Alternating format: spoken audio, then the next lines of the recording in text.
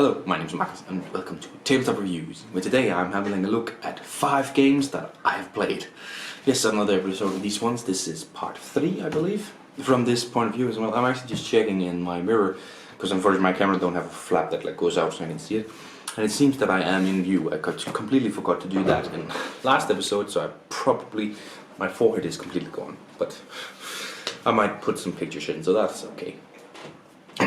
Anyways, today I'm having a look at one very bad game, and then 4 games that go above and beyond, above average. But let's start off with the really bad game. It's called the Donkey Game, or just Donkey Game.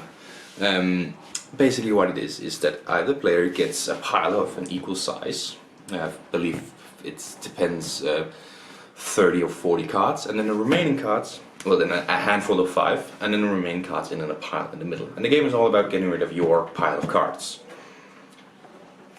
So in the middle you create a pile that goes from 1 to 12 or 13, with some joker cards that of course counts for every card. And then you can create 4 piles as well next to you. So 4 piles in the middle, which are the main piles, and then 4 piles next to you. Because you will start your game by putting down a card, right? Start with number 1, but then you can add to the piles that are already existing, and you end your game by putting a card down here. If you do empty your hand without putting a card here, you'll have to drop 5 new and continue. And then it's all about getting rid of that main pile, your face down pile, 1 card at a time. And that's the game. When my fiance was excited to play it with me at some point, when we gave away the game one time, and she immediately realized why she hadn't played in a long time, because it's not good. It's all about luck. The other day we played a variant which is called Skippo. I don't know what it's called. That would be called in English. Sorry. Of course, just basically the same game. You are just going back and forth. And my 2 opponents, my fiance and another dude from a playing group, they had good piles where they would just go 6 cards in a row. I would never get more than 3 cards in a row for mine. And why? Well, I was the one who shuffled it. It was the luck of the shuffle. There's no tactic in it. There's no. Sure, when my opponent is stupid enough to put down a 9 from his hand rather than from his pile, then that goes to our favor. But it's just a bad game. It's not one of those really terrible, simple card games. You see all the YouTubers releasing some currently, right? I don't think. I'm not going to get any of the current TikTok or YouTube or artist card games or whatever. I'm sure most of them would be ranked like a 3. Because they're what they belong. And this just feels like something somebody threw together because they needed a simple card game to sell. And it's just stupid. Sure, it's fun, but that's basically down to your players and not the game. It's a 1 out of 10. It's just a bad game. There isn't really any redeeming quality to it. It's just putting down cards in order. It's cleaning your deck of cards. It's just bad. It's just a bad game, and yeah, 1 out of 10. Let's move on to something that's a little bit better, but once again survives of player interactions. It's called Telestrations, and it surprised me a lot when I just randomly looked. What the hell are you doing, you stupid cat?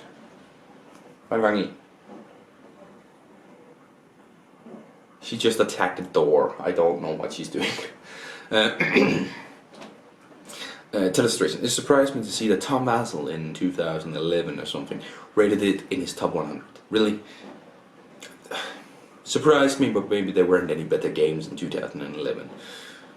It's that good of a game. It's not a good game. It's a fun party game, but it's not that good of a game. Basically, you drop a card and then you roll a dice. And in one of the cards, it has 1 to 6, and every number is a word. You roll the die, and the number it lands on, number 5, banana. Well, you have to draw a banana. And then you move it on, the person has to guess what you've drawn, and then move on the word, so that the person looks at what the person guessed you drew, and then it drew based on that, and then going around. And then you receive some points based on how you did. I mean, usually we just play without receiving the points, and you choose your own word, because rolling together word is ridiculous. You choose your own word slash sentence, and you pass it around, and that's the fun of it. So gameplay wise, it's not very good, but it is incredibly fun, especially if you have people who can't really draw. That's the draw of it. If you can't draw, you need this game because it becomes so much more fun. Seriously, it becomes so much more fun if you can't draw, and you get a lot of fun things out of it, and it's really fun at parties. It's a 3 out of 10 for me because it's so simple. You know, it's just drawing a word, guessing a drawing.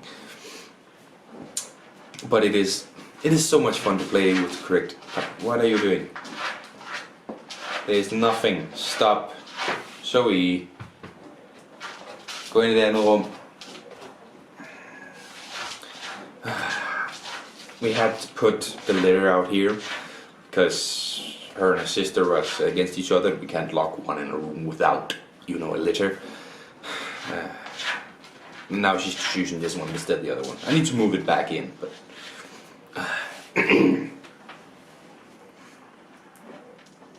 So you didn't even pee or poop or anything, you just scratched it.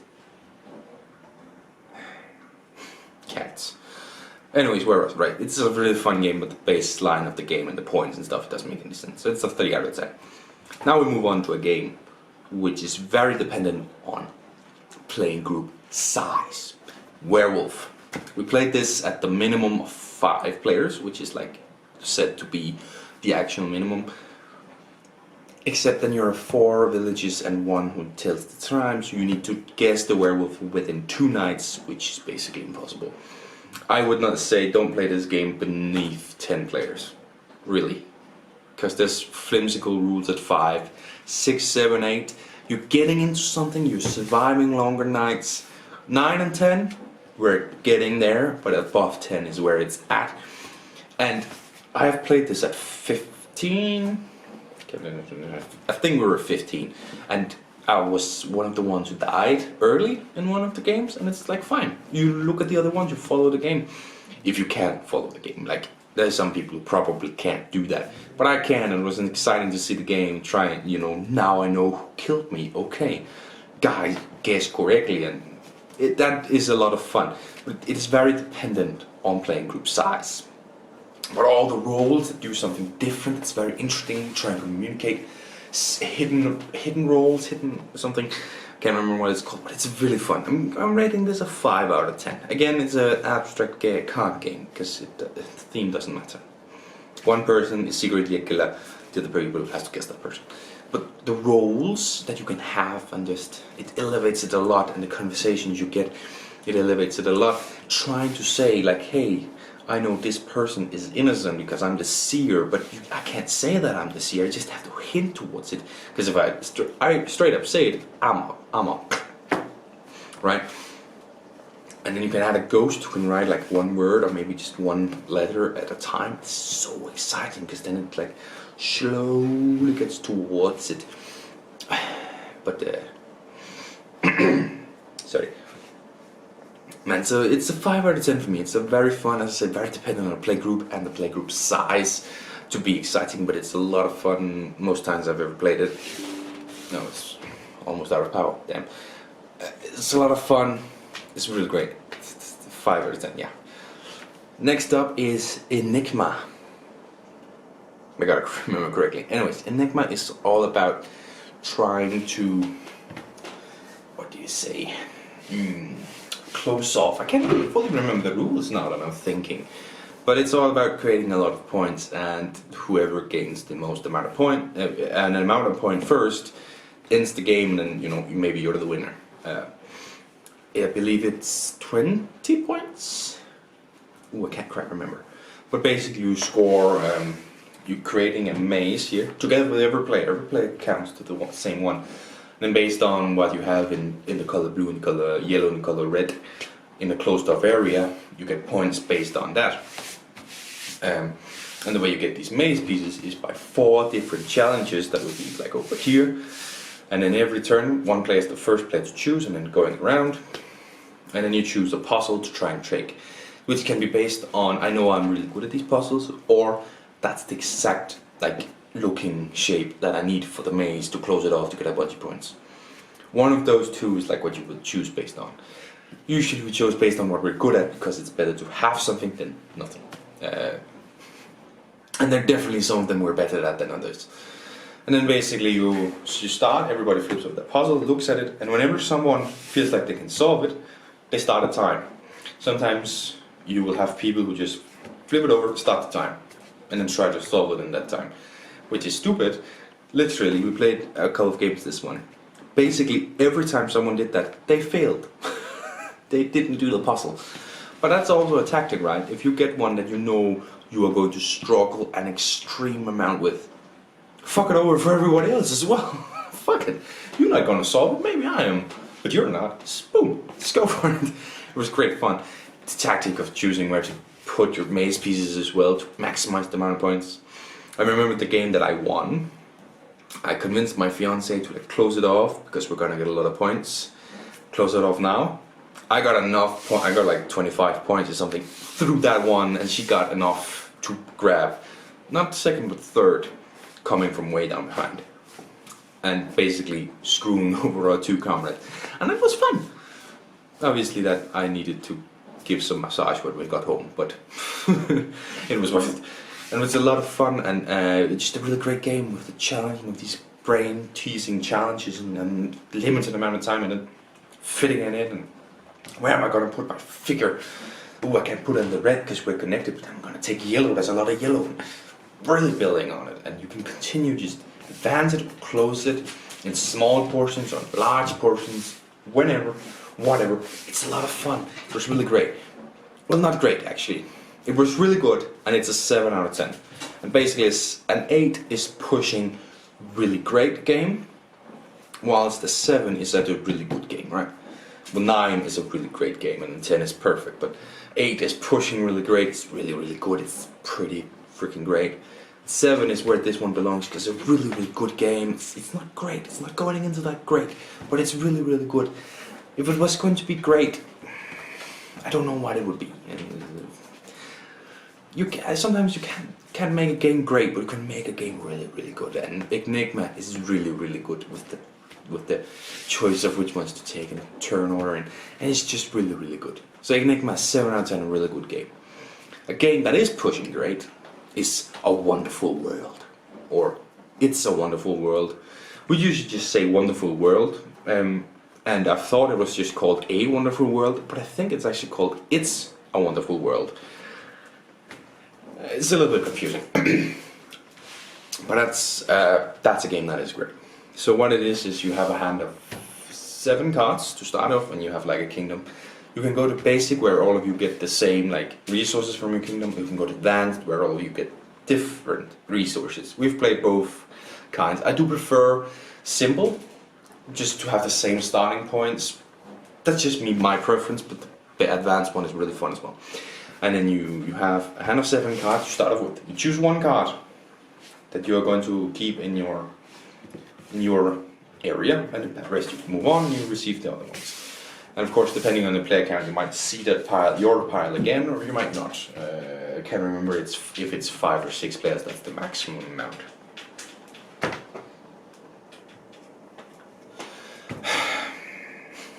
I love my cats. Anyways, when every card has been drafted out, and you all have now 7 cards down here, now it's time to choose which ones do I want to try and build, which ones do I discard, because if you discard some, there are resources to that. If you build them, there are better resources to that, but they might be really expensive, they might give you points, just resources. So it's all about managing that, and then it's 4 rounds. 4 rounds to get through it, that's 28 cards you're going to get through. Can you build them all? Where are you going to go?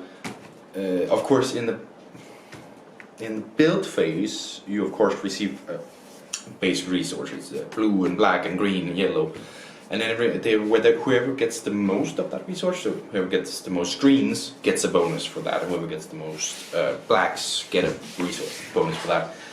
I don't think there's a bonus for reds, because red represents that you have 5 of the same, but there's also some that need you to have reds.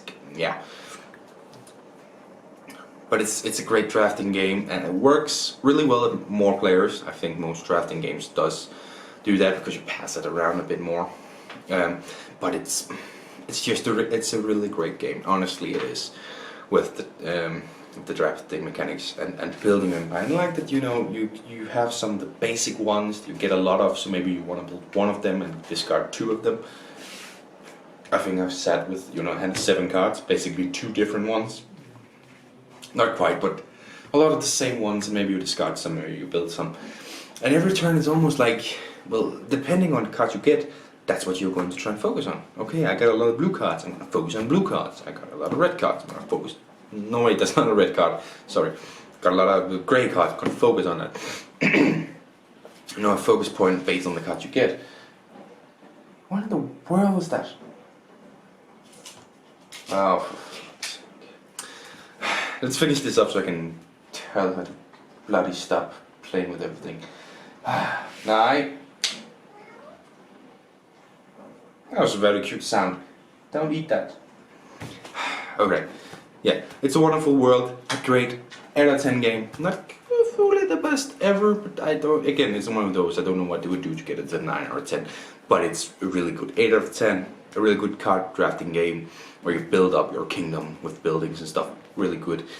And that's another 5 games I've played. I want to again say thank you very much for watching, and hope to see you next time. Bye.